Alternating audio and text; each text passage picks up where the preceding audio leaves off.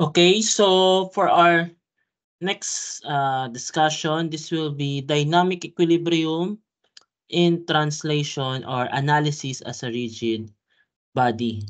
So when a body is in translation, it is necessary to relate the moment sum of the applied forces to the moment effect of the resultant. So katulad itong body na nakikita natin, so meron siyang mga, katulad ito yung ating, kung naalala ninyo, ito yung ating reverse effective force or ang ating inertia force.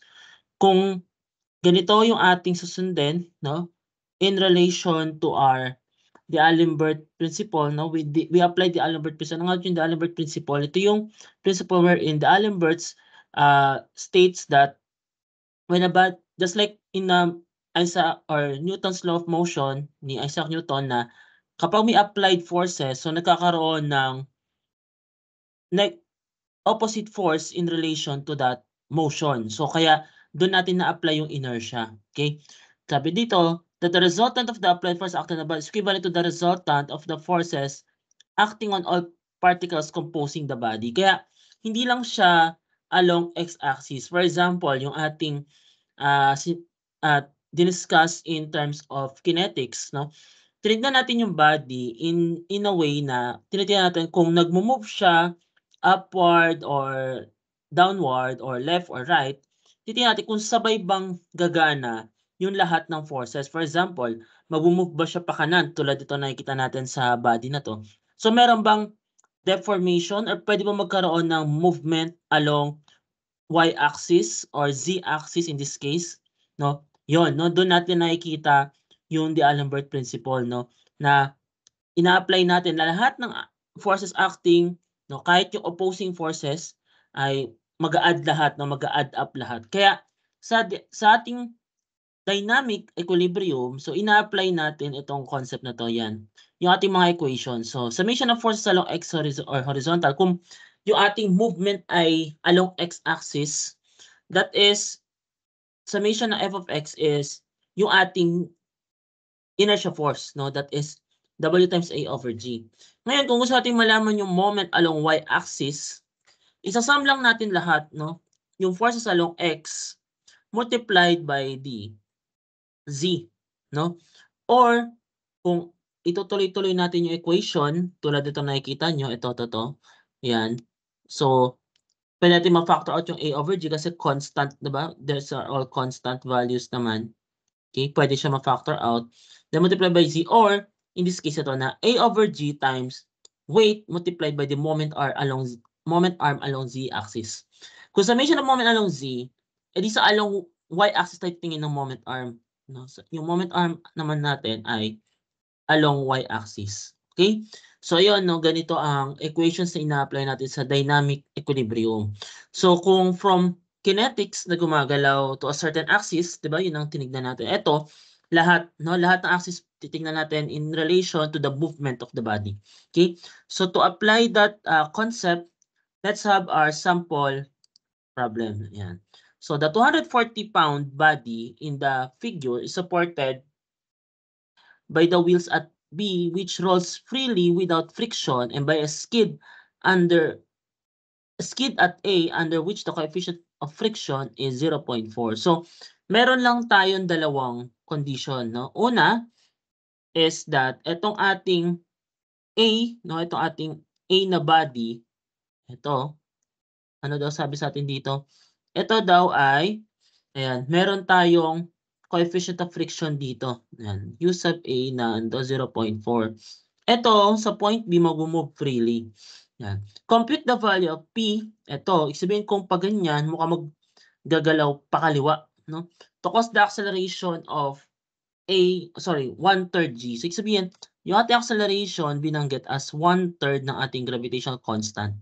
So, kung mapapansin nyo, mga naka-fit ito, so malamang yung ating G na tinutukoy dito ay naka 32.2 feet per second squared. Ayan. So magkakaroon na tayo ng heads up ngayon na mukhang dito manggagaling yung ating equations, no? Or makikita natin yung mga values na to sa pag-solve ng ating problem. Okay? So, in this case, so copyin muna natin tong illustration na to. Yan.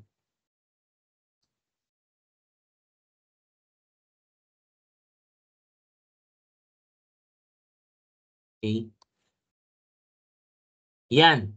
So, gawin natin ay i-drawing natin or ilagay natin yung mga possible na forces, no? Yung mga possible na forces na mag-a-act dun sa ating body. Okay? So, in this case, ano-ano na ba yun? So, i-drawing na lang natin yung schematic or parang free body diagram nito.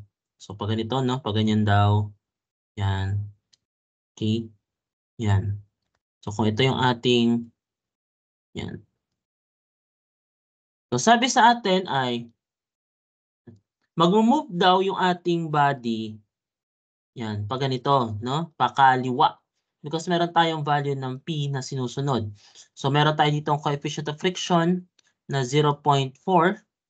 Yan, as per yung ating problem. Okay?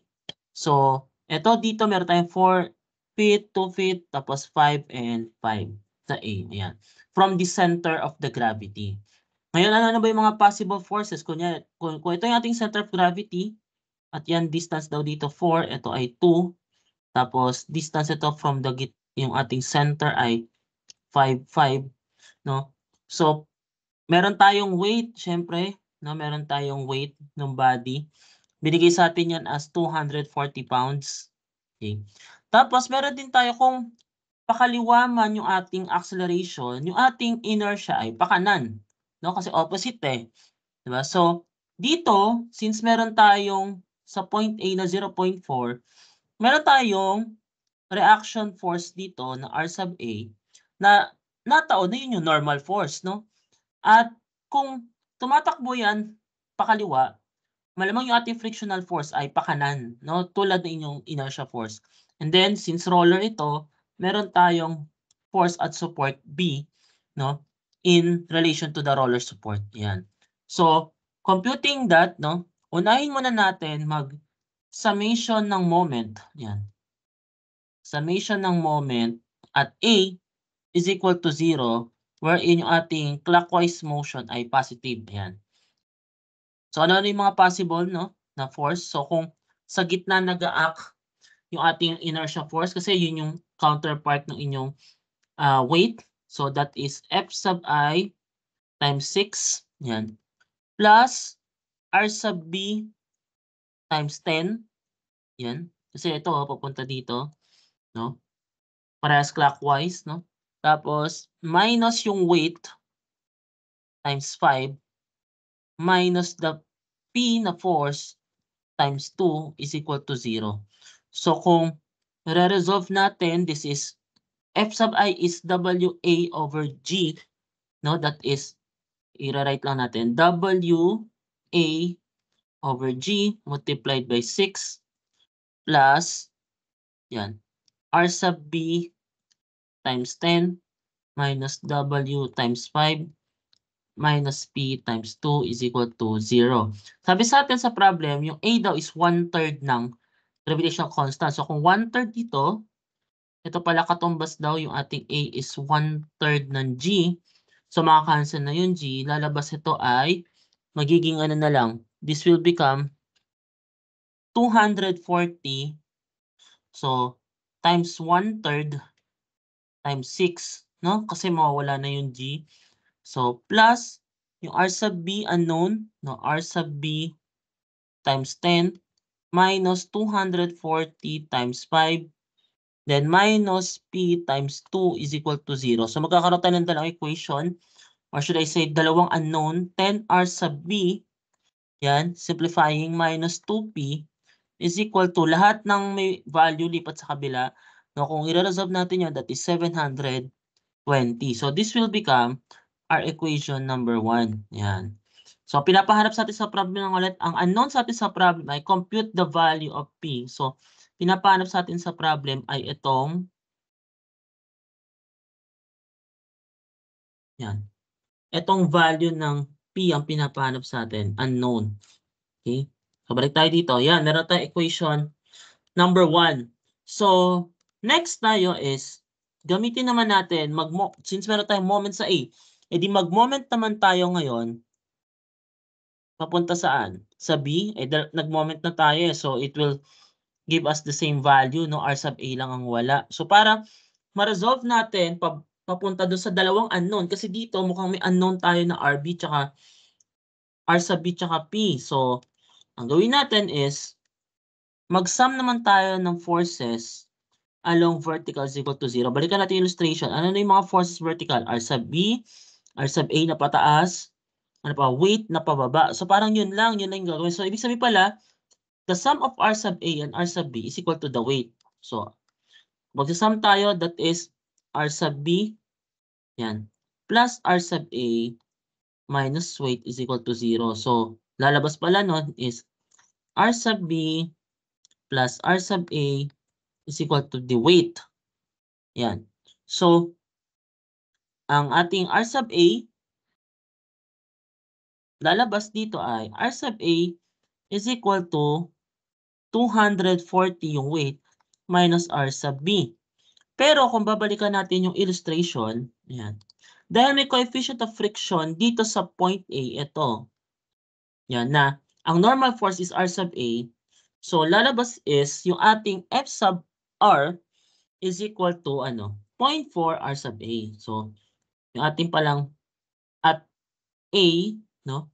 F sub R is equal to mu R sub A. So, F sub R is 0.4 R sub A. Okay? So, kung ganun pala, ibig sabihin, mako-compute natin. So, tuloy natin dito. F sub R is equal to 0.4 multiplied by 240 minus R sub B. Yan. So, simplifying this one. So, F sub R is equal to 96. Yan, F sub R. F sub R is 96 minus 0.4 R sub B. Ayan. So, equation ano ba to? Equation number 3 na, no? Yan, equation number 3. Grabe, dumadami yung equation. Sorry, equation number 2 lang. Yan, equation number 2, pangalan equation. So, kung gumamit tayo ng summation of forces along vertical, di gumamit din tayo ng summation of force along horizontal is equal to 0. So, lalabas naman doon ay, balikan natin yung illustration. Ano mga horizontal dito? P, F sub R, tsaka F sub I, no, yung ating inertia or REF or reverse effective force. So, kung lalabas na ganon, yan. So, that is equal sa P, yan, minus F sub I inertia minus F sub R is equal to 0. So, P minus, ano yung F sub I natin? W over A, WA over G. Kaso, na-compute na natin kanina na yung A daw natin sa 1/3 ng G. So, magiging W multiplied by 1/3 ng G over G. Maka-cancel natin yung G, no? Parang 1/3 na lang. Okay? So, that is minus F sub R is equal to 0. So, that will become P minus 240 multiplied by 1/3 minus, ano ba yung F of R natin? So, 96 minus 0.4 RB. So, minus 96 plus 0.4 R sub B is equal to 0. Yan na. So, kung simplify natin, lalabas pala, ang ating mako-compute dito ay P, yan, minus plus 0.4 R sub B is equal to 176, or this is, ito yung equation number 3 natin. Yan, equation number 3. So, mukhang may dalawa tayong equation na pwede, no? So, balikan natin. Sa equation 1, meron tayong 10RB minus 2P is equal to 720. At sa equation 2, that is 0.4 RB plus P is equal to 176. So, rewrite natin. So, from equation 1, that is, anong original compute natin? From equation 1, that is 10 RB R sub B minus 2P is equal to 720. And equation 3 is 0.4 R sub B plus P is equal to 176. So, solving those two equations simultaneously, so this is equation 1, equation 3. So, lalabas sa atin na R sub B ay 99.26 pounds. Okay? R sub B yan, and then our value of P, okay, our value of P will be equal to 136.3 pounds. So, ito na yung answer na pinapahanap sa atin. Okay? This is the force P na kailangan natin to cause an acceleration of 1/3 G. Okay? Ayan na yung answer on that problem. Okay? So, for our next problem, yan. So, the frame of a machine is accelerated leftwards at 3/5 feet per second squared. So, mukhang ito yung ating acceleration, no? And then, nakalagay dito sa atin na, as shown in the figure, ayan yung nasa baba, it carries a uniform angle ABC weighing 80 pounds, which is braced by the uniform strut CD weighing 60 pounds. Determine the components of the pin pressure at C upon D. Okay? So, in this case, no, para ma-solve natin to, kailangan natin mukhang paghiwa-hiwalayin yung body dahil sinabi sa atin na naka-pin naman siya, naka-uniform strut CD ito. So, ibig sabihin, naka-pin, no, as stated in the problem, naka-pin siya or pin pressure at C. So, pwede natin tanggalin to resolve into two bodies, no? So, kung gagamitin natin yung buong illustration, ayan. So, for our solution muna, gamitin natin yung free body diagram nung FB or nung ating member ABC. Ano nga ulit yun? Ito. Yan. A na may length na 4, B na 4 din. Okay, ABC. So, tapos naka-hinge support siya at A, tapos pin support at C. Okay. So, drawing natin. So, in this case, ganito siya, no? Ito yung ating member AB, yan, na naka-hinge, no? Naka-hinge dito. Tapos yung ating member BC, yan. So, sulat natin dito. This is member A. Ito yung ating member B, yan. Tapos yung mga dimension niya, so 4, ano ba to? 4 feet, no? Is also 4 feet.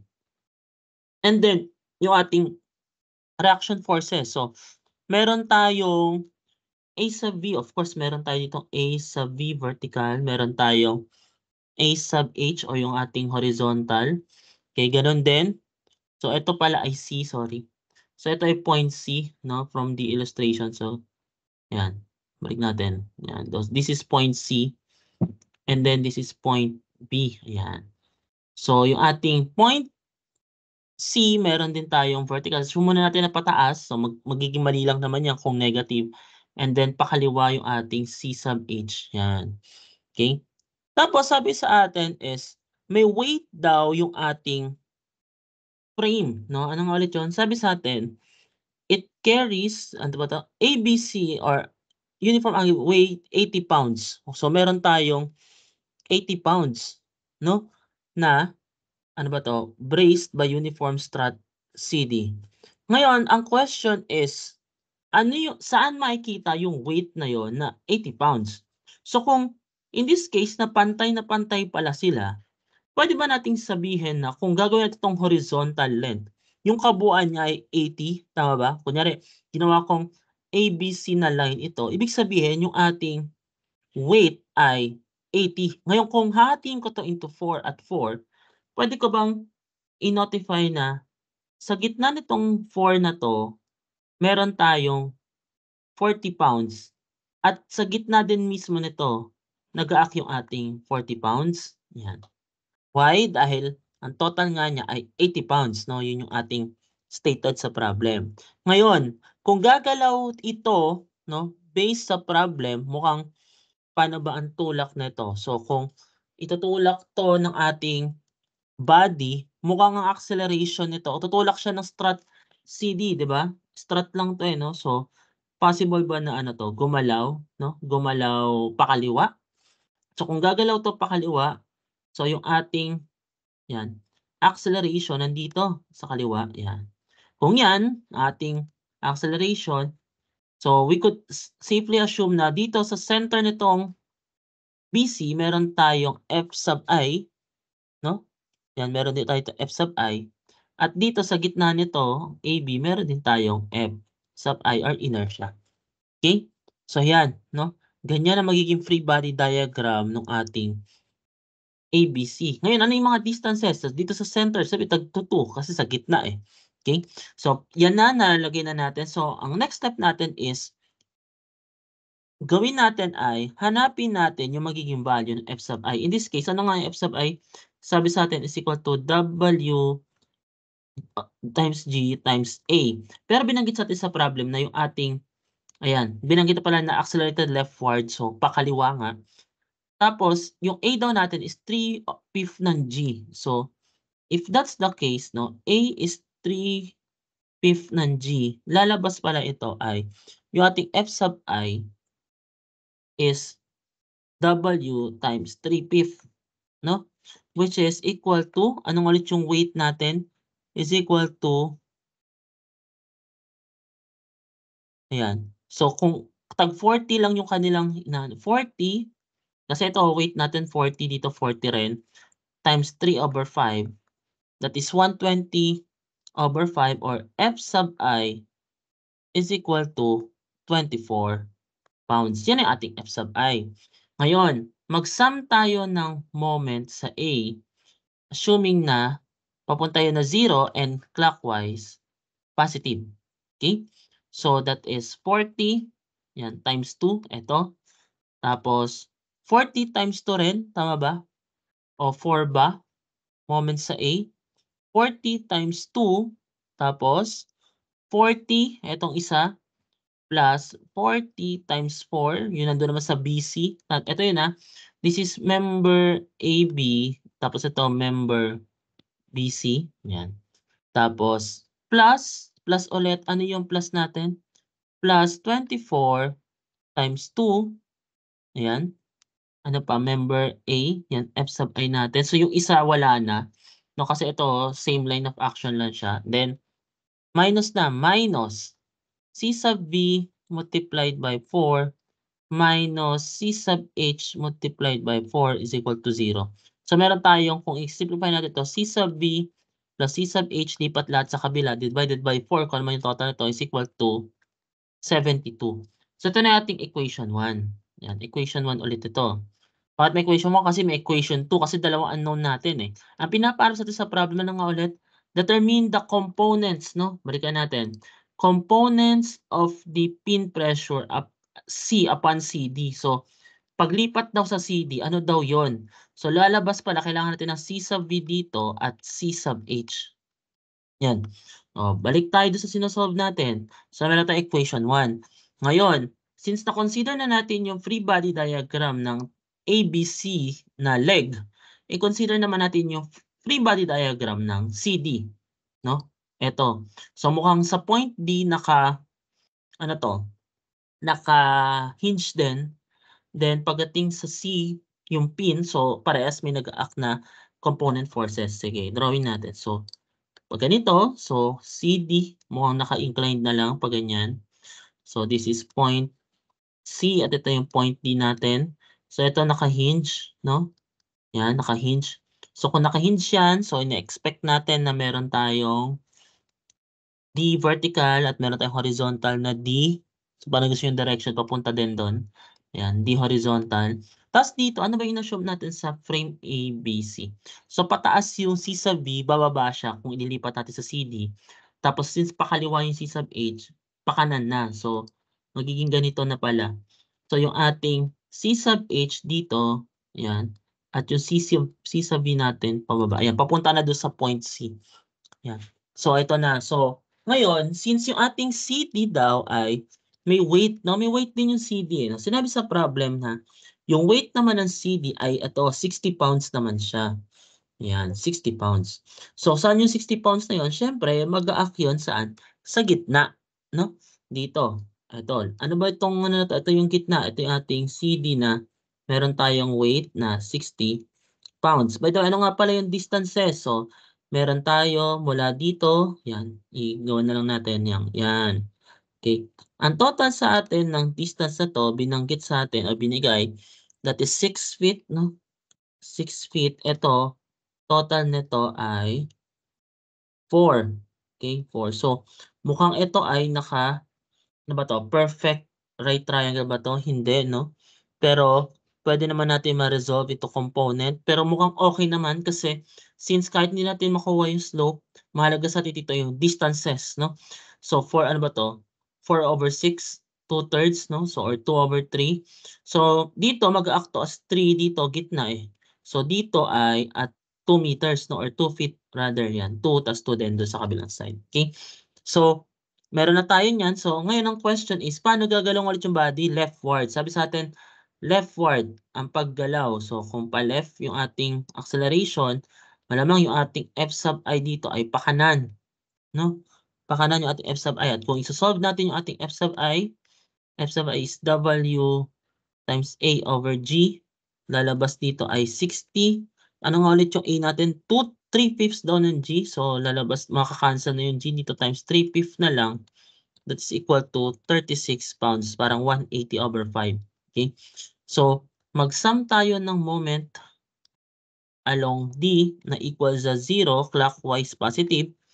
So, that will become, papunta dito, no? Clockwise positive. So, negative C sub V, kasi counterclockwise siya, times 6 plus C sub H times 4. Bakit yun ang ginagamit? Kasi yun yung unknown natin sa unang equations, tama?